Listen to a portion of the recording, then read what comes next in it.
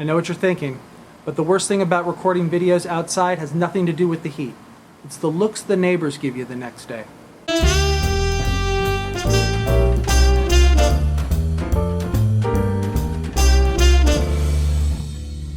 All right, it looks like everybody made it to week 2, which is great.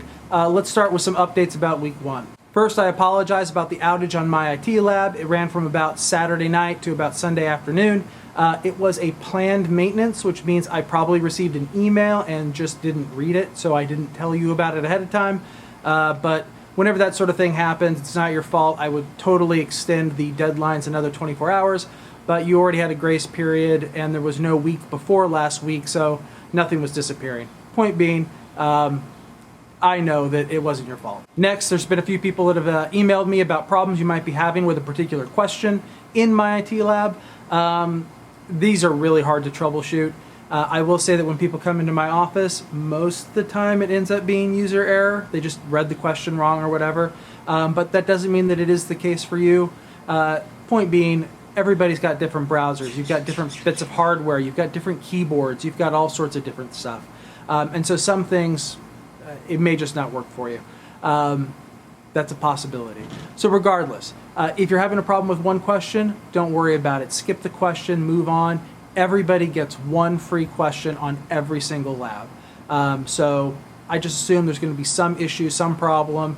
You don't have a home key on your laptop, which actually you probably do. Sometimes they're just really hard to find because you have to do a key combination to get a home key. It all depends. Point being, if you're having a problem, just skip the question, move on. If you've got lots of problems on several different questions, then send me an email, or we have a tutor in the tutorial center who specializes in just this class. So go talk to them. Their hours will be posted in Canvas. I'll make sure I find them and post them there so that you can get the help that you need. And then last thing, small issue, some people have been emailing me saying, hey, you say in the syllabus that we're doing labs, but when I go into my IT lab, they're called trainings. Are they the same thing? Yes, they're the same thing. I'm just not the one who built my IT lab this year. So I either need to change the syllabus or change that, but it'll all change in fall anyway. So anyway, labs, trainings, same thing. Now moving on to what we're going to do this week. This week we're covering 2 chapters, chapters 2 and 3. It's going to be all about input and output hardware as well as the internet. There are mini lectures that sort of correlate to that. And honestly, I mean, this is some of the, I guess, more exciting stuff that's going on in computing right now. And I need to update those videos. I mean, they're only a couple years old, but already, what we do for input and output has changed a lot. Voice is becoming way more popular. I mean, at this point, I think I send most text messages using my voice, which I'm sure is going to seem really weird to a lot of people, that I speak into my watch, actually, in order to convert it to text, to send it to text to somebody else. I don't know why we don't just make phone calls anymore. But regardless, the way we do stuff has changed a lot. And so take a look at those chapters, take a look at the lecture videos. There's quizzes on both chapters 2 and 3 this week. Next, our discussion for this week. I kind of hinted at it last time.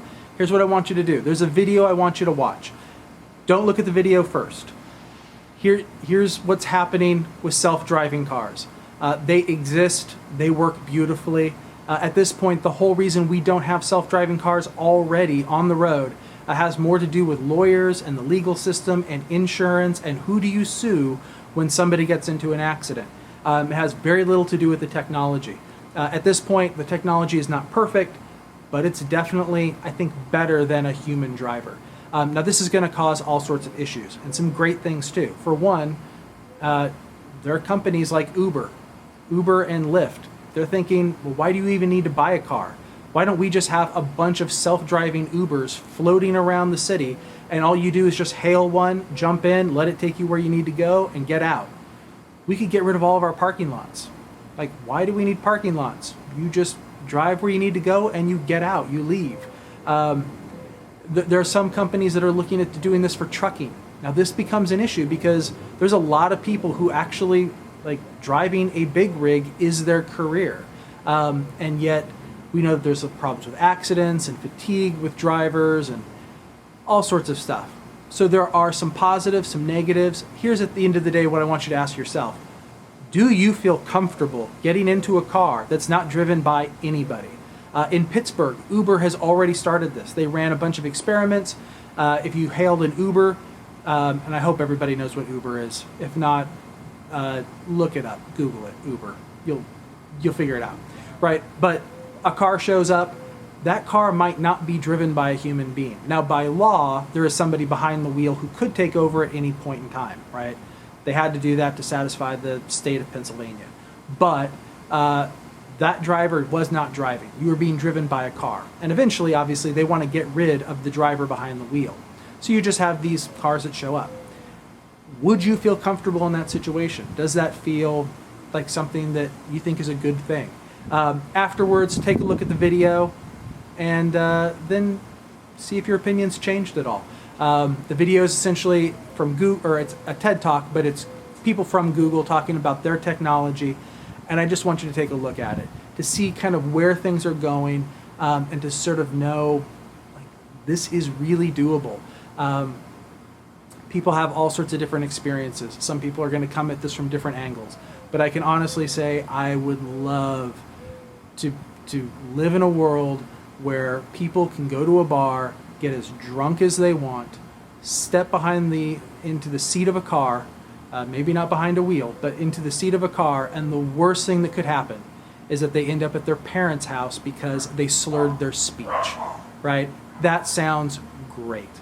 The number of lives that could be saved. Anyway, obviously other issues too, economics, jobs lost, I get it, right? But, everybody comes from their own angle. And then lastly, the MyIT lab portion of the week.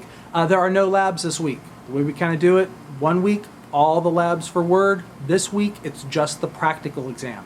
Now, don't be fooled, the practical exam is long, right? So it may take you about the same amount of time, hopefully a little less. But the idea here is that we want to test those skills you learned in the labs last week. And so this is what we're going to do. The way the practical exam works, there's some files in MyIT Lab. You're going to download those files. One of those files is a document, in this case a Word document, and you're going to need to edit that document. What do you need to do? There's another document that has the instructions. It'll have every step you need to do, boldface this word, adjust the margins here, do this, do that. There's a whole lot of steps, right? But all you're doing is editing that document. Now there may be some other files, pictures, things that you need to add to the document, so they provide you with those pictures, but for the most part, those are the two main things you have, the instructions and the file you need to edit. When you're done, you're going to upload that file to MyIT Lab for grading, and then I take a look and grade some other stuff. Now, this requires you to have Microsoft Office on your computer. Some of you may be saying, but I don't have Microsoft Office on my computer. What do I do? Don't worry, as a Fresno City College student, you get Microsoft Office for free. I have a video in Canvas showing you exactly how to go in, get your copy of Office, and do stuff. Now, I will say we're in a transition. In fall, we are moving to the version of MyIT Lab that uses Office 2016. Right now, we're using the version that uses Office 2013, which means that your practical exam was written for an older version of Office. When you download the free version from Fresno City College, it's going to be the new version, 2016. Why would we give you an old version? And so, because the curriculum is a little bit behind the actual technology, there'll be a little bit of discrepancy, right? But don't worry, people actually did this in spring. You can do everything. It works out just fine.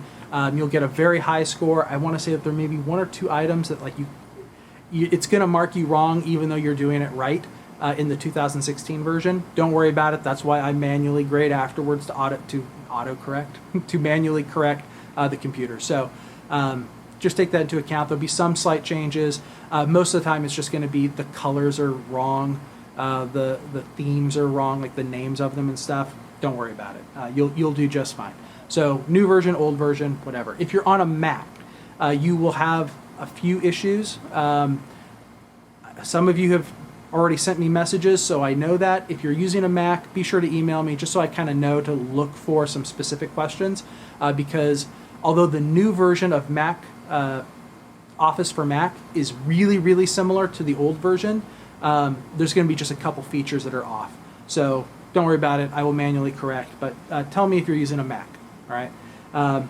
That's it. That is the Word Practical Exam. And of course, there's a video showing you exactly what to do for the Word Practical Exam. And there's a video showing you exactly what to do to get Microsoft Office for free on your computer. So hopefully you're taken care of there. But of course, if you have any questions, send me an email. And that should be it. Hopefully you guys have a great week 2 or enjoying your summer, despite the fact you're having to take a computer class during the summer. And yeah, have a great week, and I will see you online.